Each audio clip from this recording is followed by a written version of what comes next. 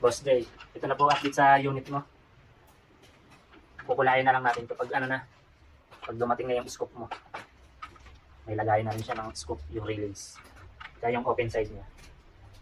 Maganda yung open side niya. Tsaka ito, DIY na ano. Ayan, lagayan ng bala.